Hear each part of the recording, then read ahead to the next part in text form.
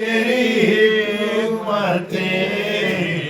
کون سمجھے تیرے سوا تیری شان جل جلالہ تیری شان جل جلالہ تیری شان جل جلالہ میں گناہ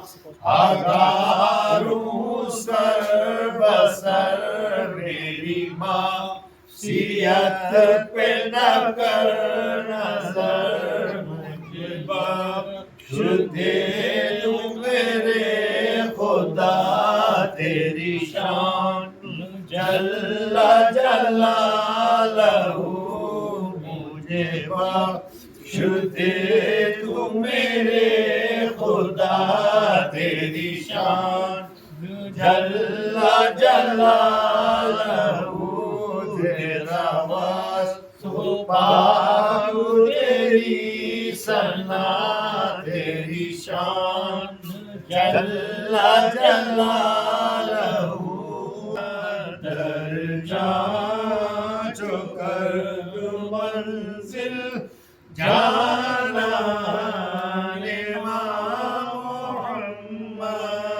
سردر کشاد دل از جان محمد سردر کشاد دل از جان محمد ما بلبل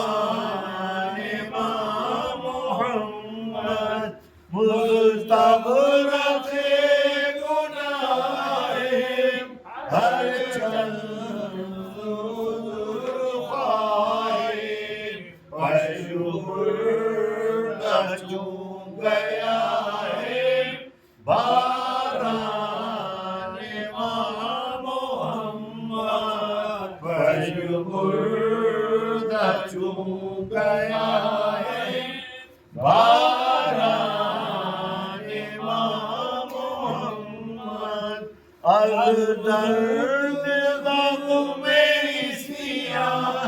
مارا غم چو سارا از مرہم شفاعت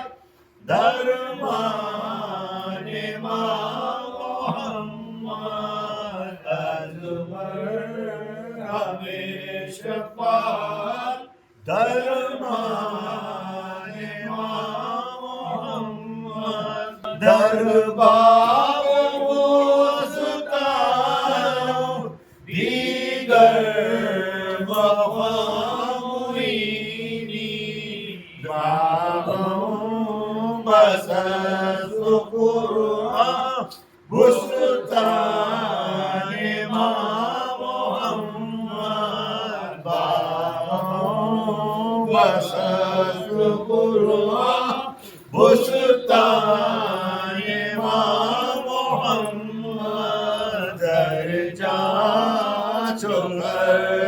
منزل جانا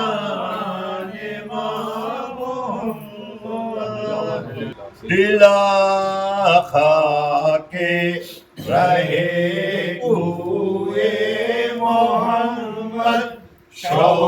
محمد شو دلا خاک رہے ہوئے محمد شو محمد شو زہر سوئے بے آسوئے محمد شو محمد شو زہر سوئے محمد شو محمد شو بہر دم سج گئے جہاں سوئے ابرو ہے محمد بروئے قبلہ روئے محمد شو محمد شو بروئے قبلہ روئے محمد شو محمد شو تجرد پیش گیرت قید عالم وارہاں خود اسیر حلقہ موئے محمد شو محمد شو اسیر حلقہ موئے محمد شو محمد شو باغلات الہی متصف دن اگر خواہی سراپاسی رتو خوئے محمد شو محمد شو سراپاسی رتو خوئے محمد شو محمد شو نیالم در لگت میرے عرفان نے خدا باشد فدائے شاہ نے دل جوئے محمد شو محمد شو فدائے شاہ نے دل جوئے محمد شو محمد شو دل آگے رہے کوئے محمد شو محمد شو. میں حضرت محبوب الرحمن صاحب قبلہ نیازی کا ایک منظوم آپ کو سنا رہا ہوں جس کا عنوان ہے قرآن کی نظر میں صاحب قرآن. کوئی غیر مسلم اگر رسول کریم صلی اللہ علیہ وسلم کی عظمت و شان کا منکر ہو تو تعجب کی بات نہیں، لیکن سب سے بڑی بدنصیبی تو یہ ہے کہ اگر وہ جو اپنے آپ کو مسلمان بھی کہتا ہے مگر دل کی سیاہی اور زبان کی جسارت یہ ہے کہ محمد عربی صلی اللہ علیہ وسلم صرف ایک نامہ بر تھے اور اللہ کی نظر میں ان کی حیثیت ایک پیغام رساں سے زیادہ نہ تھی. وہ ہماری طرح بالکل ایک معمولی بشر ہیں. اگر حقیقت کی نظر سے دیکھا جائے تو انسانی تخیل کی یہی وہ زمین ہے جہاں سے اعتقادی مفاسد کے بے شمار کانٹوں نے جنم لیا. آج کل کے دور میں یہ لوگ یہ کہتے ہیں کہ نہ تو حضور کو غیب کا علم تھا اور نہ حضور کوئی وہ نور تھے، بشر تھے اور ہمارے بڑے بھائی کی طرح سے تھے، کیونکہ ہم سے پہلے پیدا ہو گئے تو وہ ہم سے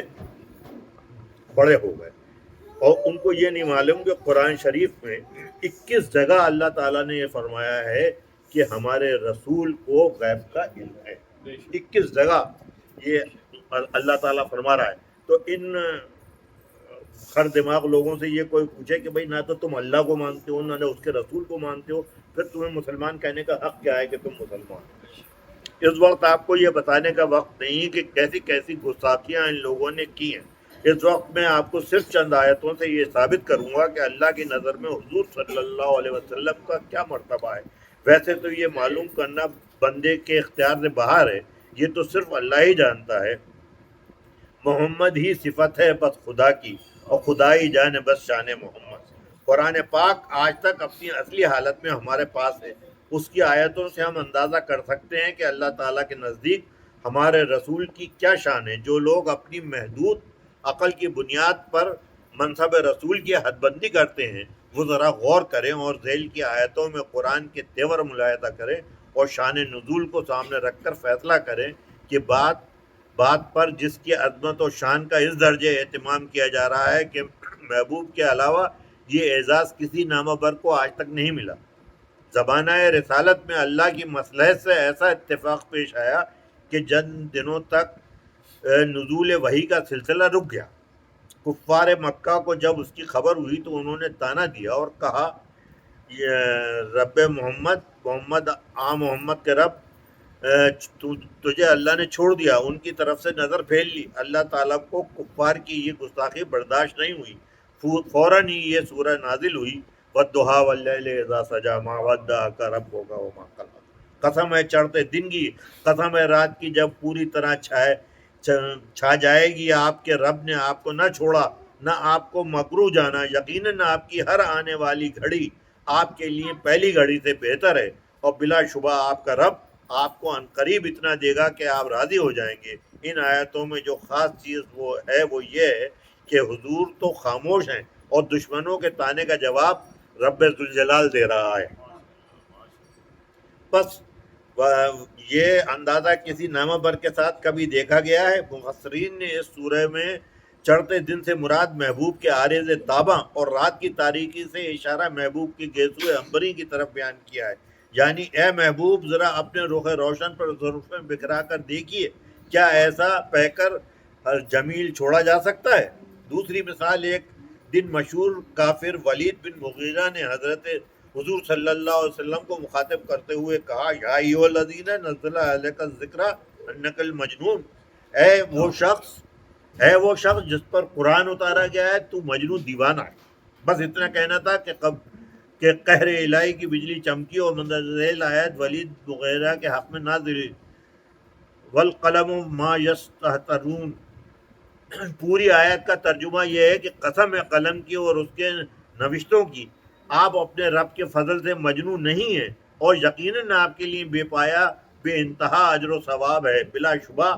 آپ کی خوب بڑی شان کی ہے۔ بس عن قریب آپ بھی ملاحظہ فرمائیں گے اور وہ بھی دیکھ لیں گے کہ دیوانہ کون ہے۔ اب اس گستاخی کی برائی میں قرآن کے یہ الفاظ گنیے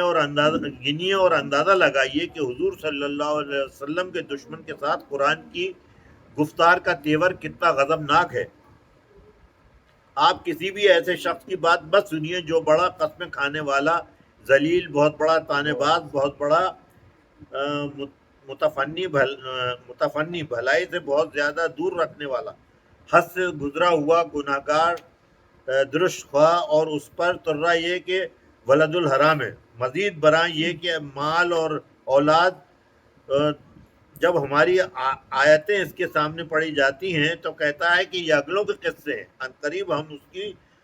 سور جیسی تھوتنی پر داغ دیں گے۔ منقول ہے کہ ولید بن مغیرہ کے حق میں جب یہ آیتیں نازل ہوئیں تو وہ غصے سے دیوانہ ہو گیا اور اپنی ماں کے پاس جا کر بولا، ابھی محمد صلی اللہ علیہ وسلم نے میرے متعلق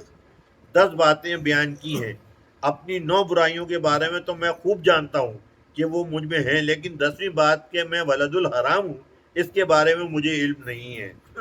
اب تو سچ بتا کہ حقیقت کیا ہے، ورنہ تلوار سے تیرا سر قلم کر دوں گا۔ تیور دیکھ کر اس کی ماں نے کہا کہ تیرا باپ نامرد تھا، اسی لیے ایک چرواہے کے ساتھ میرا ناجائز تعلق ہو گیا، اس کے نتیجے میں تیری پیدائش ہوئی۔ غصے میں اگر کوئی انسان اپنے دشمن کے عیبوں کو ظاہر کرتا ہے تو کہتا ہے کہ یہ غصے کا رد عمل ہے، لیکن یہاں کہیے گا کہ یہ کلام تو اللہ کا ہے جس کی ذات تمام خیالات نفسیاتی پاک اور اس سے مبرہ ہے، اس لیے ماننا پڑے گا کہ وہ عیب چھپانے والا جو اپنے برے سے برے بندے کی پرداش فرماتا ہے، اس نے اپنے رسول کے گستاخ کو سارے جہان میں رسوا کر دیا اور یہ ظاہر فرما دیا کہ اس محترم نبی کے گستاخ کے لیے اس کے یہاں کسی معافی اور درگزر کی گنجائش نہیں ہے۔ یہاں بھی وہی ادائے رحمت جلوہ گر ہے کہ گستاخ نے نشانہ بنایا ذات رسول کو، اور جب دے رہا ہے ان کا رب، حضور خاموش ہیں۔ قرآن وکالت کرتا ہے کہ کوئی بد نصیب کہہ سکتا ہے کہ رسول کریم کی حیثیت نامہ بر کی ہے، بلکہ ایک ایسے محبوب کی ہے جو خدا کی محبت کے گہوارے میں پلا ہے۔ اس کی رحمتوں نے اسے ساری کائنات کی افسری بخشی ہے، اسے خالق و مخلوق کے درمیان رابطے کا ذریعہ بنایا ہے۔ شعائے نور محمدی سے جمال صورت چمک رہا ہے، شمیم گیسو اے مصطفیٰ سے مشام مانا مہک رہا ہے، شمیم گیسو اے مصطفیٰ سے مشام مانا مہک رہا ہے۔ ابو ہریرہ یہ کہہ رہے ہیں کہ تھی شب ماہ، میں نے دیکھا کہ ماہ کامل ماہ مدینہ کو شرم و حیرت سے تک رہا ہے، کہ ماہ کامل ماہ مدینہ کو شرم و حیرت سے تک رہا ہے، اسی کو دل ہے یہ دل کہیں گے جو خون ہو عشق کے مصطفیٰ میں، وہ خون دل ہے جو چشم عشاق مصطفیٰ سے ٹپک رہا ہے، وہ خون دل ہے جو چشم عشاق مصطفیٰ سے ٹپک رہا ہے، حضور آئے ہیں دیکھ لوں تو ذرا سنبھل لوں، جواب دوں گا ذرا تو دم لیجیے، نکیریں کبھی میرا دل دھڑک رہا ہے، ذرا تو دم لیجیے، نکیریں کبھی میرا دل دھڑک رہا ہے، اگر محبت میں جان دیتا تو میں اسے کامیاب کہتا، غضب تو یہ ہے کہ ہے بقید حیات بسمل سکھ رہا ہے، غضب تو یہ ہے کہ ہے بقید حیات بسمل سکھ رہا ہے، شعائے نور محمدی سے جمال صورت چمک رہا ہے۔ دوران سفر ایک صحابی کا اونٹ گم ہو گیا، وہ حضور کی خدمت میں حاضر ہوئے اور عرض کیا، یا رسول اللہ، میرا اونٹ گم ہو گیا ہے، مجھے بتا دیجئے۔ حضور نے فرمایا، تمہارا اونٹ فلاں وادی میں فلاں مقام پر کھڑا ہے، اس کی نکیل ایک بیری کے پیڑ میں اٹک گئی ہے۔ وہ صحابی حضور کے بتائے ہوئے مقام پر روانہ ہوئے۔ لشکر میں کچھ منافق بھی تھے، تو وہ آپس میں از راہ طنز کہنے لگے، وما یدری محمد بالغیب، محمد صلی اللہ علیہ وسلم غیب کی باتیں کیا جانے، یہ اپنے دل سے بات بنائی ہوئی ہے۔ جب یہ لوگ مدینہ پلٹ کر آئے تو وہ صحابی حضور کے بتائے ہوئے مقام سے اونٹ لا چکے تھے۔ کچھ صحابہ نے حضور صلی اللہ علیہ وسلم تک یہ بات پہنچا دی کہ فلاں فلاں لوگوں نے آپس میں طنز کی باتیں کی تھیں۔ حضور نے جب انہیں بلا کر معلوم کیا تو صاف مکر گئے، کہنے لگے، کچھ لڑکوں نے یوں ہی مذاق میں آپس میں اس طرح کی باتیں کی تھیں، ہم تو وہی عقیدہ رکھتے ہیں جو سب صحابہ رکھتے ہیں۔ وہ یہ بیان کر ہی رہے تھے کہ مندرجہ ذیل آیت نازل ہوئی، قل ابا اللہ و آیتہ و رسولہ کنتم تستہزئون، اے نبی فرما دیجئے، کیا مذاق کے لیے اللہ اور اس کی آیتیں اور اس کا رسول ہی رہ گیا ہے؟ باتیں نہ بناؤ، ایمان قبول کرنے کے بعد تم مرتد و کافر ہو گئے۔ دیکھیے حضور صلی اللہ علیہ وسلم کی حمایت میں جو فرمایا گیا اس سے کئی باتیں ثابت ہوتی۔ پہلی بات تو یہ فرمائی گئی کہ رسول کی شان میں کسی طرح کا گستاخانہ جملہ رسول کا انکار نہیں، خدا کا بھی انکار ہے۔ آج لوگ توحید خداوندی کا سہارا لے کر اس کے رسول کی بے عزتی کرتے ہیں۔ وہ جان لیں کہ وہ یقیناً تنقص شان خداوندی کی بھی ہے۔ دوسری بات یہ فرمائی گئی کہ رسول کے بارے میں علم غیب کا عقیدہ کوئی فرضی چیز نہیں ہے، جو لوگ کہتے ہیں، میں نے پہلے کہا تھا، جس کا مذاق اڑایا جائے۔ اسلام اور ایمان کے دوسرے شرائط کی طرح یہ ایک ایسی حقیقت ہے کہ اس کے انکار کے بعد ایمان باقی نہیں رہتا۔ تیسری بات یہ فرمائی گئی ہے کہ حضور صلی اللہ علیہ وسلم کی شان میں گستاخانہ الفاظ کا استعمال حضور صلی اللہ علیہ وسلم فضیلت و کمال کا انکار بھی ایمان سے خارج کرنے کو کافی ہے۔ چوتھی بات یہ فرمائی گئی کہ دنیا میں بڑے سے بڑے گناہ کی معذرت قبول کی جا سکتی ہے، لیکن شان رسول میں گستاخی کا جملہ استعمال کرنے والوں کا کوئی عذر قبول نہیں کیا جائے گا۔ مانا کہ حضور شفیع المذنبین ہیں، وہ سب کو بخشیں گے، لیکن اللہ تو نہیں بخشے گا جو ان کا گستاخ ہے۔ جو اللہ کا اپنے اس کے محبوب کی شان میں گستاخی کرے گا اسے اللہ نہیں بخشے گا، چاہے کوئی بخش دے۔ آغاز اسلام میں جب قدم قدم پر کفار مکہ ظلم ڈھا رہے تھے، اس وقت حکم الہی ہوا کہ اپنے رشتہ داروں کو دین کی طرف بلاؤ۔ آپ نے ایک دعوت کا انتظام کیا اور تمام عزیز و اقارب کو کوہ صفا کے دامن میں جمع کیا اور کوہ صفا پر کھڑے ہو کر فرمایا کہ تم لوگ مجھے کیسا سمجھتے ہو، جھوٹ بولنے والا یا سچ بولنے والا؟ لوگوں نے کہا آج تک ہم نے آپ کی زبان سے کوئی جھوٹی بات نہیں سنی۔ فرمایا کہ اگر واقعی تم مجھے ایسا سمجھتے ہو تو کیا تم یقین کرو گے اگر میں یہ کہوں گا کہ اس پہاڑ کے پیچھے ایک بڑی فوج پڑی ہے اور موقع کی تلاش میں ہے تاکہ تم کو لوٹے، تو کیا تم یقین کرو گے؟ انہوں نے کہا، حضور نے فرمایا اس سے بھی کہیں زیادہ تباہ کن عذاب کی خبر دیتا ہوں جو تمہارے سروں پر منڈرا رہا ہے۔ اگر تم اپنی سلامتی چاہتے ہو تو کفر و شرک کی زندگی چھوڑ کر اسلام قبول کر لو۔ حضور صلی اللہ علیہ وسلم کی یہ تقریر سن کر ابو لہب جو حضور کا تایا تھا آگ بگولا ہو گیا اور غصے سے تیور بگاڑ کر بولا، تمہارا ناس لگ جائے، تم نے یہی سنانے کے لیے ہمیں یہاں جمع کیا تھا؟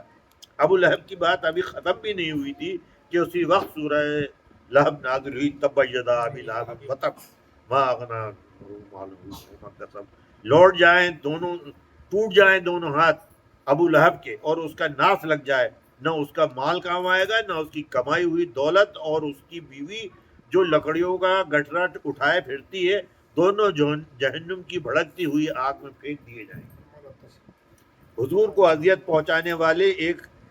فقرے پر ایک لمحے میں ابو لہب کی دنیا اور آخرت کا فیصلہ ہو گیا۔ آیت نازل ہو گئی اور پورا فیصلہ ہو گیا کہ کیا ہوگا ان کے ساتھ۔ بتوں کی پرستش پر اصرار کیا کم جرم تھا تو دیکھیے اپنے مجرم کا سوال آیا تو مہلت دی گئی، لیکن اپنے محبوب کے مجرم کے لیے ایک لمحہ انتظار بھی نہیں روا رکھا گیا۔ اس کے لیے فقہاء کرام فرماتے ہیں کہ اللہ تعالیٰ نے گستاخی پر توبہ قبول ہو جاتی ہے، اللہ تعالیٰ کی گستاخی پر توبہ قبول ہو جاتی ہے، مگر گستاخ رسول کی توبہ قبول نہیں ہوتی اور اس کی سزا قتل رکھی گئی ہے۔ در مختار جو فقہ کی مشہور کتاب ہے اس میں لکھا ہے کہ نبی کی گستاخی سے جو شخص کافر قرار پائے اس کی سزا قتل ہے، اس کی توبہ قطعی قبول نہیں کی جائے گی۔ السلام علیکم یا رسول اللہ۔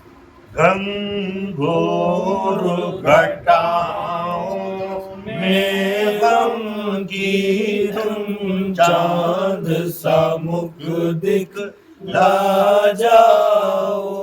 گھنگور گھٹاؤں میں غم کی تم چاند سا مکھ دکھلا جاؤ، دم توڑنے کو ہے کشتۂ ہم عیسیٰ نفسی فرما جاؤ، دم توڑنے کو ہے کشتۂ ہم عیسیٰ نفسی فرما جاؤ، محبوب خدا ہے عربی ہم کس کرے در ماتلبی، ماہ عربی ہم کیسے کرے در مطلبی آ کے کرو کچھ چارہ گریا درد کو اور بڑھا جاؤ یا کہ کرو خود چارہ گریا درد کو اور بڑھا جاؤ تاکہ مجبوروں پہ ظلم و ستم ہے اوج پہ اپنے میرے علم تاکہ مجبوروں پہ ظلم و ستم ہے اوج پہ اپنے میرے علم ہے رحمت عالم جان کرم رحمت کی گھٹا پر سجاؤ رحمت عالم جان کرم رحمت کی گھٹا پر سجاؤ میں درد جدائی کیسے سہوں جی جی کے مروں مر کے جیوں میں درد جدائی کیسے سہوں جی جی کے مروں مر کے جیوں ہے جائے ادب کس منہ سے کہوں مایوس کی آس بدا جاؤ ہے جائے ادب کس منہ سے کہوں مایوس کی آس بدا جاؤ سب دین دھرم ہم ہار چکے جانو دل اس پر وار چکے سب دین دھرم ہم ہار چکے جانو دل اس پر وار چکے وہ سامنے ہے جلوہ نما اب نظر کو لے کر کیا جاؤں وہ سامنے جب ہے جلوہ نما اب نظر کو لے کر کیا جاؤں نا واقف حال نظیر نہیں بے موت نہ وہ مر جائے کہیں نا واقف حال نظیر نہیں بے موت نہ وہ مر جائے کہیں اس طرز تغافل کے قربان حد ہو چکی بس اب آ جاؤ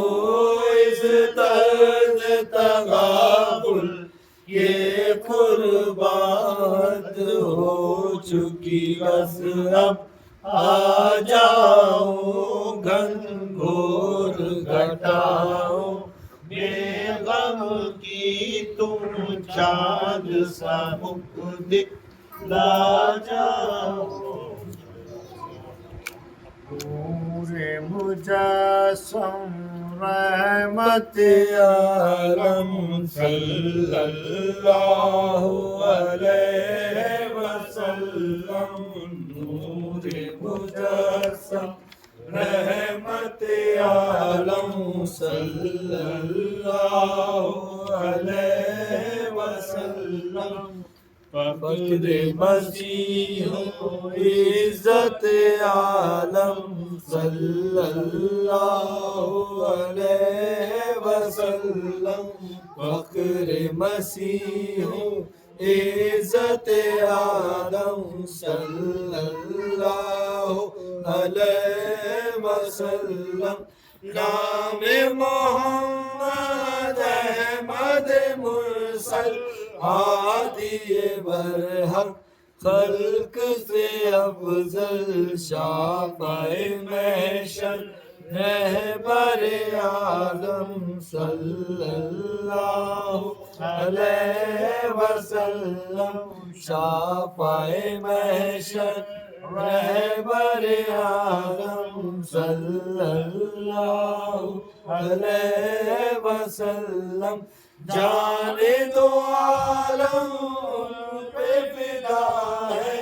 دولت کونین ان پہ تصدق سب سے مکرم سب سے معظم صلی اللہ علیہ وسلم دل کے شکستہ دین کا پرچم صلی اللہ علیہ وسلم میں ہوں بہت لاچار و پریشان کیجے کرم ہے سرور ذیشان شاہ خدا محبوب دو عالم صلی اللہ علیہ وسلم شاہ خدا محبوب دو عالم صلی اللہ علیہ وسلم نور مجسم رحمت عالم صلی اللہ علیہ وسلم چلوں گا ہوش کھوتا جاؤں گا مدینے کو چلوں گا ہوش کھوتا جاؤں گا اور اپنے شوق رہنما کو ساتھ لیتا جاؤں گا اپنے شوق رہنما کو ساتھ لیتا جاؤں گا خار رہ پاؤں کے چھالوں سے الجھتے جائیں گے منزل بطحاء پہ یوں موتی پروتا جاؤں گا منزل بطحاء پہ یوں موتی پروتا جاؤں گا پیر پہ پایا ہے دیدار پیغمبر کا حضور سمتائے عمر میں اس میں ڈوبوتا جاؤں گا سمتائے عمر میں اس میں ڈوبوتا جاؤں گا یا نبی گر آپ بلوائے مدینے میں مجھے رہائش دنیا ہوئی صدقے میں دیتا جاؤں گا رہائش دنیا ہوئی صدقے میں دیتا جاؤں گا ایک سجدہ حاصل سج زندگی ہو جائے گا نقش پا پر سر جھکا کر ان کو پاتا جاؤں گا نقش پا پر سر جھکا کر ان کو پاتا جاؤں گا اور میں وہ عاصی ہوں کہ میں بھوک دامن تھام کے نام اعمال کو اشکوں سے دھوتا جاؤں گا نام اعمال کو اشکوں سے دھوتا جاؤں گا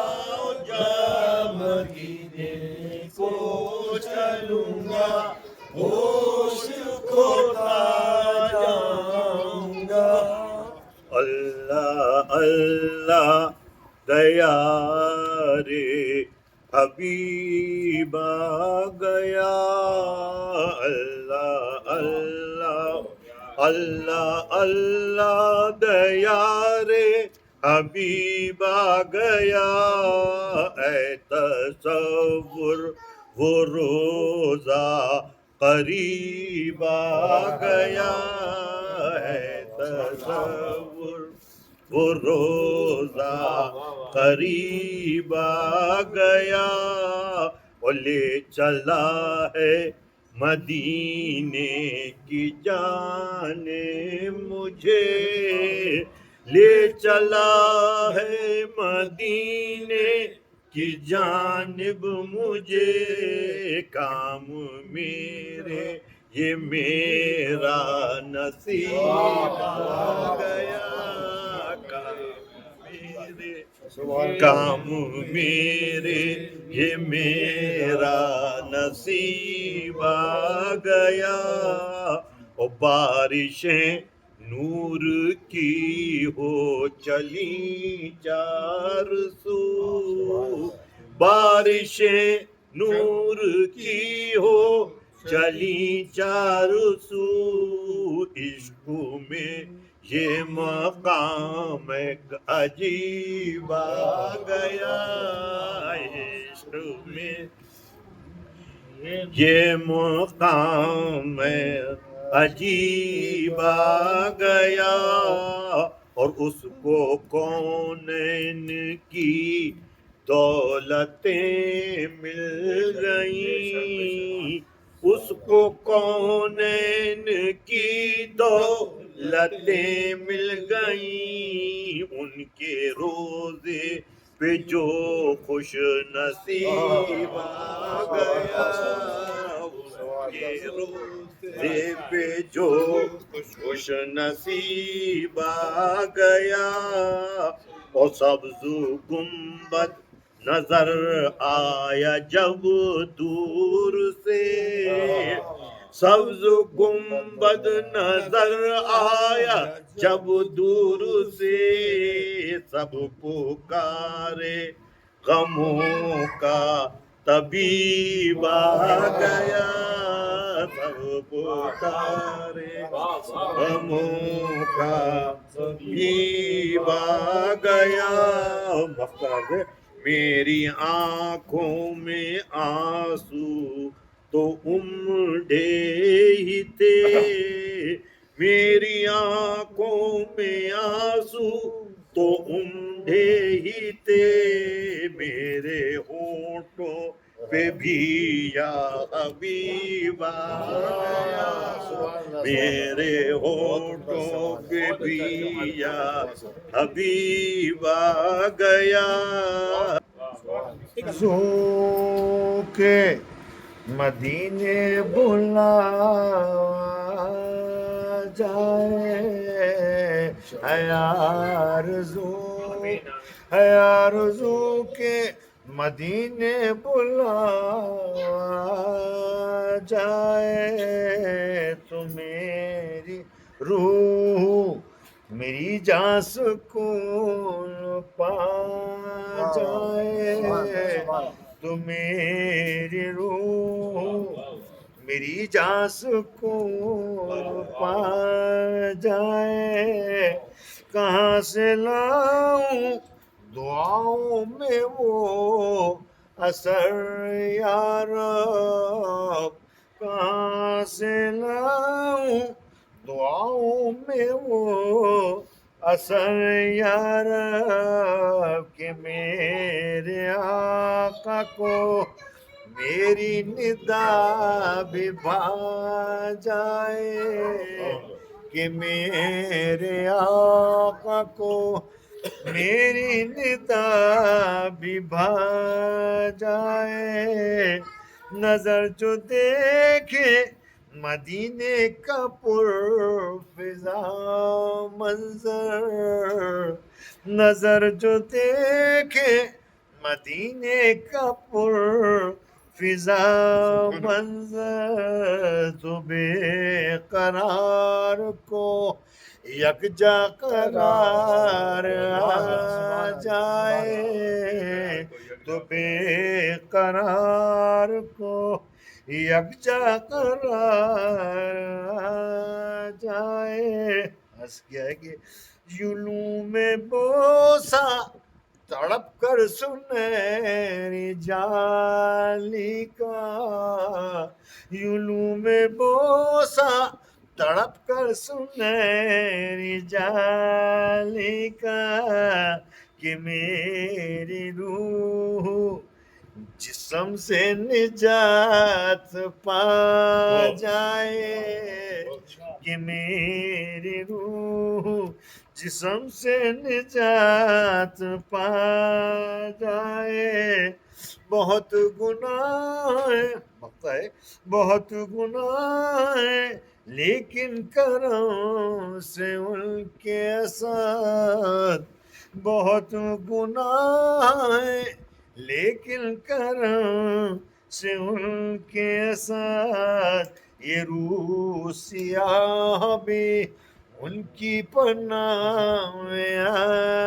جائے، یہ روح سیاہ بھی ان کی پناہ میں آ جائے. ہے آرزو کے مدینے بلاوا جائے. ہمارے غم کی دوا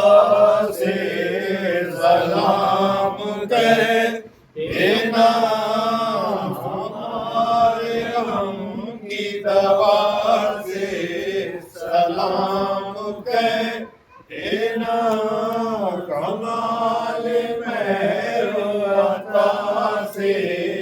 سلام کہنا.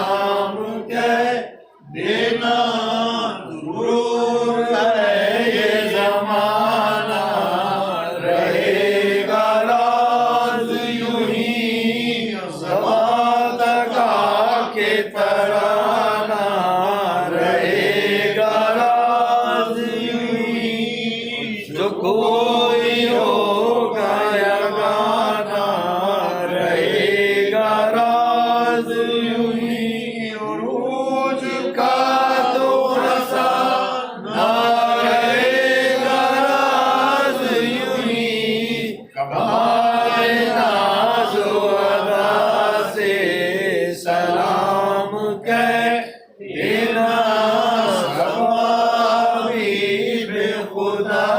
سے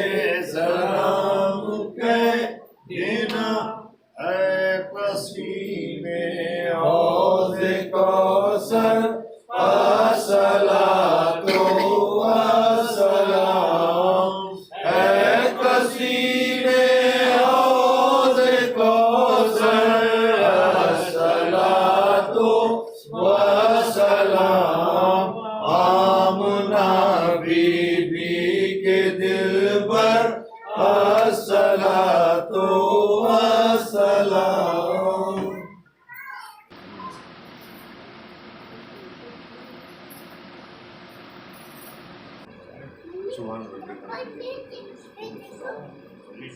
اللہ